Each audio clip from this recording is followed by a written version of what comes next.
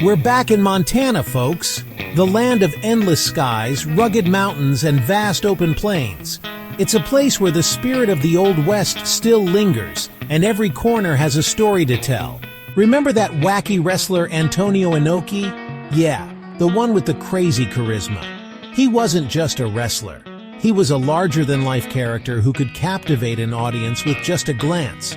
Last time we saw him, he was trading headlocks with John Cena.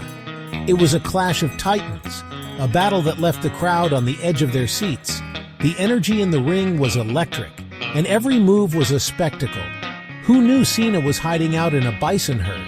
It's not every day you find a WWE superstar mingling with the wildlife. But hey, Montana is full of surprises.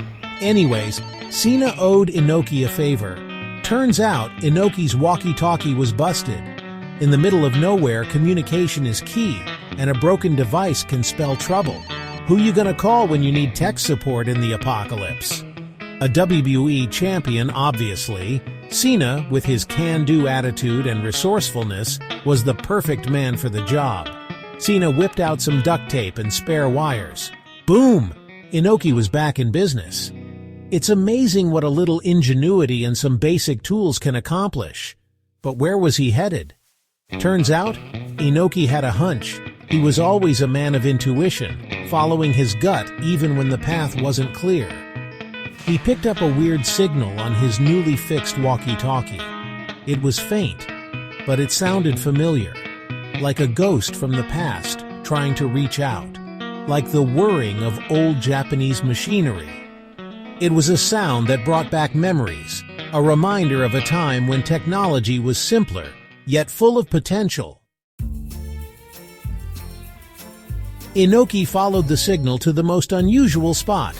Picture this: the smallest, most run-down town pump gas station you've ever seen. We're talking one gas pump, flickering fluorescent lights, and a sign that read, "Home of the world-famous nuclear burger." Yeah, this place screamed top-secret government facility. Turns out, Inoki's hunch was spot on. This wasn't your average pit stop. Hidden beneath the gas station was an abandoned missile silo. And inside that silo, a bunch of dusty robots just begging for a strong-willed leader. Now, Inoki wasn't just gonna let these robots rust away. He saw potential. These weren't ordinary bots. They were built for heavy lifting, literally. And who better to whip them into shape than the legendary Antonio Inoki? Alright, robots. Time to learn some strong style. Ichi, ni, san, da. Ichi, ni, san, da. Ichi, ni, san, da. Ichi, ni, san, da. The robots, covered in cobwebs and looking confused, didn't exactly jump to attention. One even started leaking oil. This was going to be a challenge, even for the great Inoki. Inoki started with the basics. He lined up the robots, named Pumper, Dumper, and Stacks. Don't ask. Ichi, ni, san, da. Ichi, ni, san, da. Ichi, ni, san, da. Ichi, ni, san, da. Inoki shouted, throwing a powerful punch into the air. The robots just stared.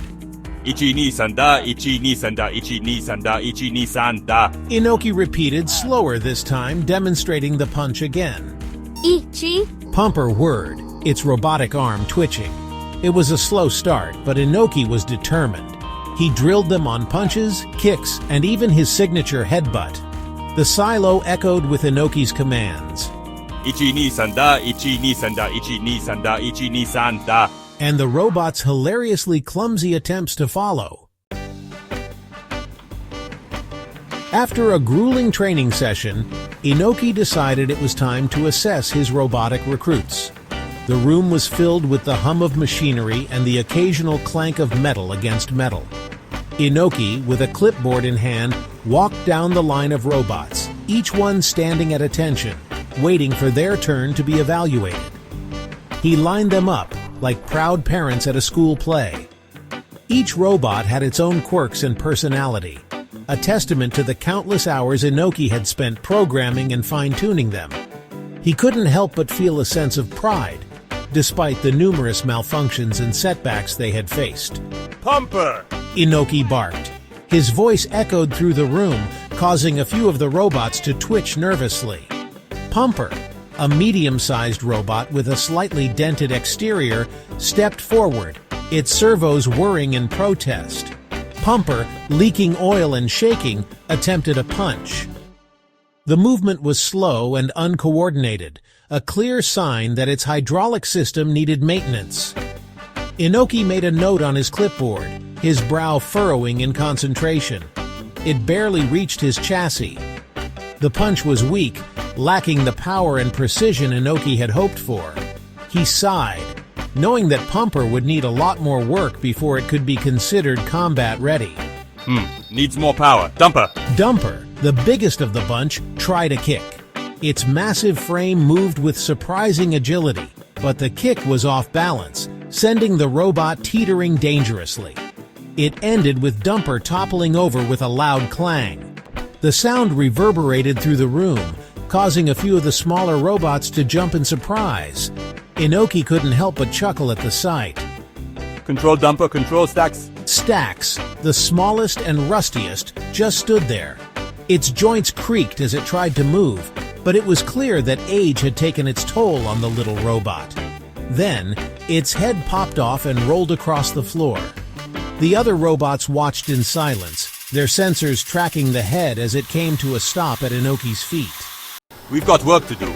The statement was simple, but it carried the weight of countless hours of repairs and adjustments that lay ahead. Ichi ni san da, ichi ni san da. Inoki muttered, shaking his head. But even he couldn't hide a small smile. Despite their flaws, these robots had potential. They were a reflection of his dedication and hard work. These robots were a disaster, but they were his disaster. And with a little more time and effort, he knew they could become something truly remarkable. Section 6, Nuka-Cola Break. Announcer. Feeling parched after a long day in the wasteland?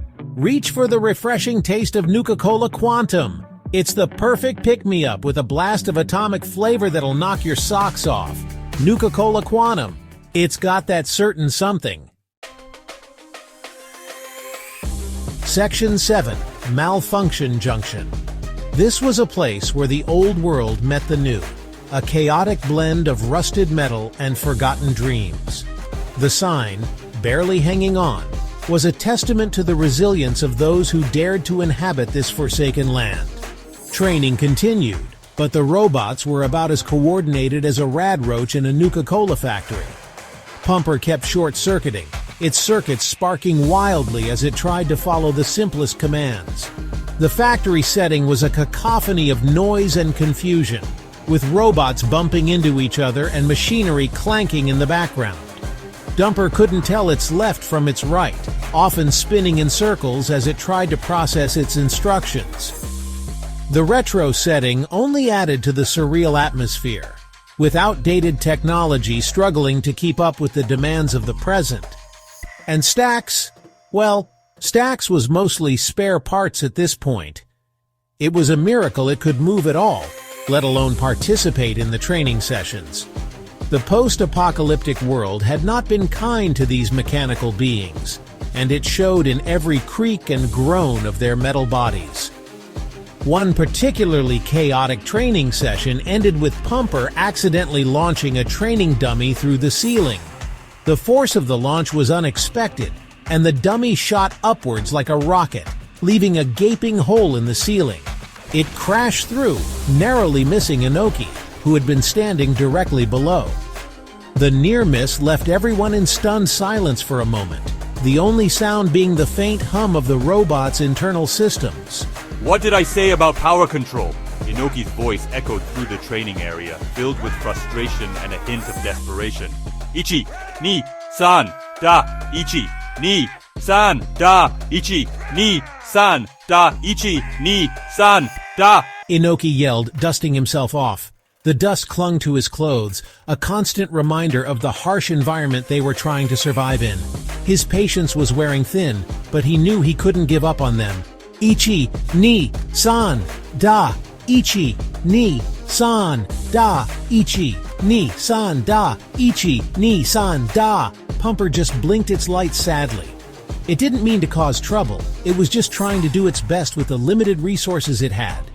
The retro-futuristic setting made the scene almost melancholic, a reminder of a time when technology was supposed to make life easier.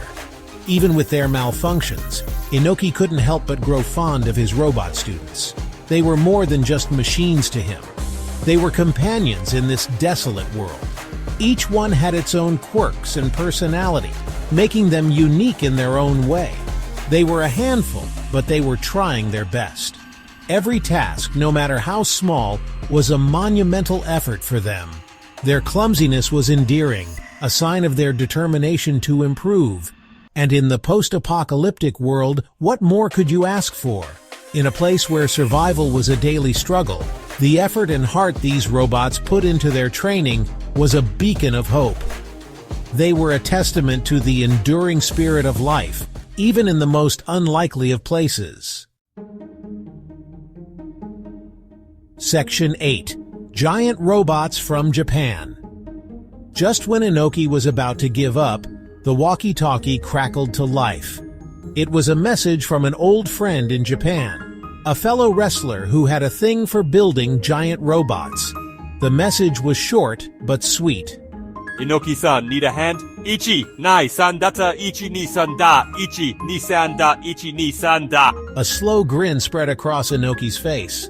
Now we're talking. Ichi, ni, san, da, ichi, ni, san, da, ichi, ni, san, da, ichi, ni, san, da.